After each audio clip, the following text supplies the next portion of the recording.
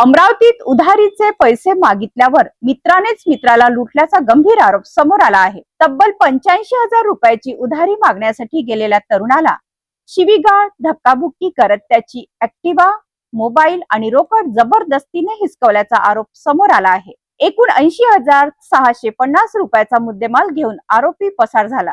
मात्र नागपुरी गेट पोलिसांनी अवघ्या काही तासातच गुन्ह्याचा छडा लावत दोन्ही आरोपींना ताब्यात घेतले आणि चोरीची ऍक्टिव्हा ही जप्त केली आहे। पाहूया हा संपूर्ण रिपोर्ट।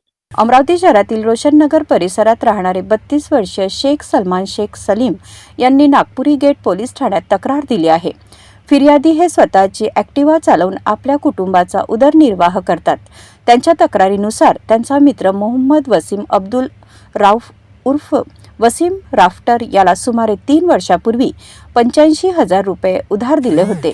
20 ऑगस्ट रोजी दुपारी उधारीचे पैसे मागितल्यानंतर संबंधिताने त्यांना सायंकाळी बिस्मिल्ला नगर चौकात बोलावल्याचे तक्रारीत म्हटले आहे। शेख सलमान हे आपल्या ऍक्टिव्हा क्रमांक MH27EB0583 घेऊन बिस्मिल्ला नगर चौकात पोहोचले। त्या ठिकाणी वसीम राफ्टरसह त्याचे 2 साथीदार उपस्थित असल्याचा आरोप आहे। फिर्यादीच्या तक्रारीनुसार उधारीच्या पैशावरून वाद झाला।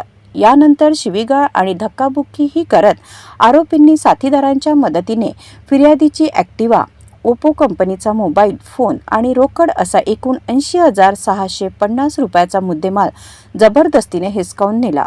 या प्रकरणी नागपुरी गेट पोलीस ठाण्यात गुन्हा दाखल करण्यात आला। पोलिसांनी तपासाची चक्रे वेगाने फिरत अवघ्या काही तासात मोहम्मद वसीम अब्दुल राऊफ उर्फ वसीम राफ्टर आणि अहमद बेग रशीद बेग या दोघांना ताब्यात घेतले। तपास दरम्यान जबरदस्तीने हिसकावून नेलेली ऍक्टिव्हा जप्त करण्यात आली असून दोन्ही आरोपींना तात्काळ अटक करण्यात आल्याची माहिती समोर आली आहे।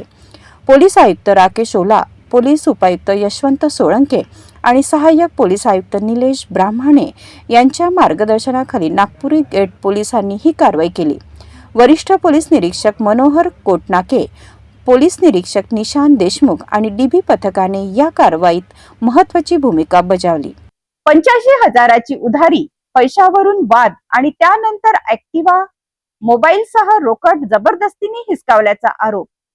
मात्र आरोपी कितीही लवकर पसार झाले तरी नागपुरी गेट पोलिसांनी अवघ्या काही तासात तपास करून 2 आरोपींना बेड्या ठोकल्या आणि ऍक्टिव्हा जप्त केली।